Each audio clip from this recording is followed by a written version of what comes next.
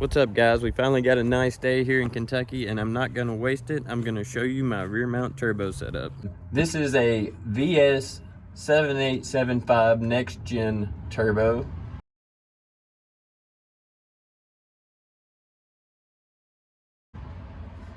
It's 4-inch intake, 3-inch exhaust.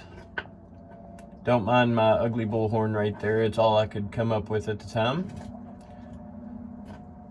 It's got a eMusa eBay wastegate on there.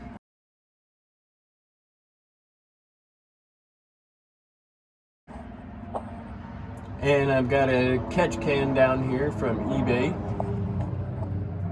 So first off, this turbo is just a little bit too big for my application, but it does work great.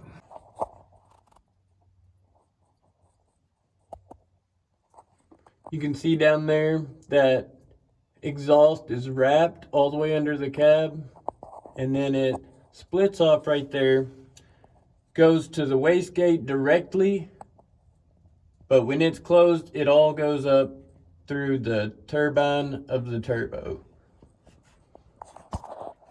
Then it turns the compressor housing. It comes out of the turbo right there.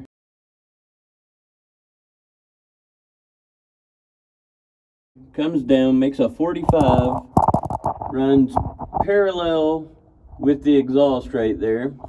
That's one of the reasons for the heat tape, was to keep the heat off the intake tube. Then it takes a 90-degree turn right there and goes into my passenger side floorboard. Comes through the floorboard, goes up, makes a 90-degree turn, goes into the firewall. More ideal would have been a 45-degree right there. Then again, none of this is ideal, it's just cool. Under the hood, I have a bone stock 4.8 out of a 2001 Chevrolet Silverado.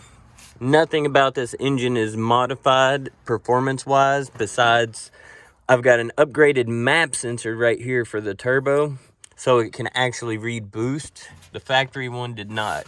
Sanderson's Shorty block hugger headers, some fancy plug wires, and a GM muscle car oil pan.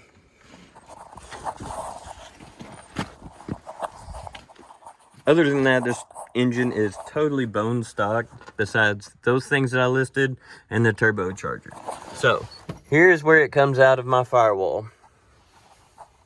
Comes here. This is 2-inch pipe. It was 3-inch coming out of the turbo, necked it down to 2-inch for clearance, ran it all the way up through here, necked it up 3 inches for the blow-off valve. This is just another eMusa eBay blow-off valve.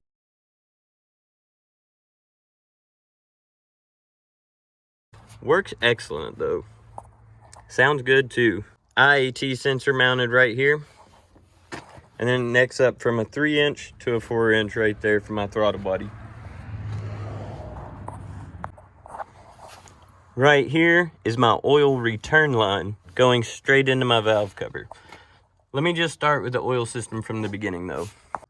Yeah, I know I got some oil leaks I gotta fix, but right there at that AN fitting, that plate right there is actually a block-off plate for the factory oil cooler lines. And on this truck, I am not running an oil cooler, so I've got that block-off plate on there, and I tapped into it with that AN fitting right there. It runs from that block-off plate all the way to the top of the turbo there. It comes from that line, then it feeds the turbo, drains out of the turbo, goes into this aluminum housing I have right here. You can actually see there is some oil in there. That dark at the bottom of that is oil. So it drains into here. Got this pump right here mounted to my frame rail that is pulling it out of that tank.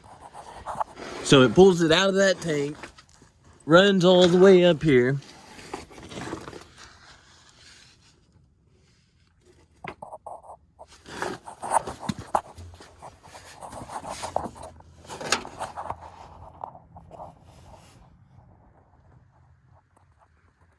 and back into my valve cover. Okay, so I know a lot of people will have a million problems with my turbo setup. For one, where's the intercooler at? There is no intercooler. All that air flowing underneath the truck on that charge pipe really helps keep temperatures down. Well, why run such small intake piping? For one, clearance, like I said earlier, but for two, this is a rear mount turbo, so there is a lot of volume that's got to fill up right there, and the smaller a volume you have to fill up, the less lag there's going to be. So if this would have been 3-inch all the way back, I would have more turbo lag. Not that this is a race truck or anything, I just want the turbo to be functional. I feel like if there was an intercooler up front, that would create a whole lot more volume and a whole lot more lag that this thing would have to overcome. There's another question. How's the turbo lag? Well, you got to build it up, but once you get into the boost and you grab the next gear, the boost is right back there. Here's a video clip of that happening.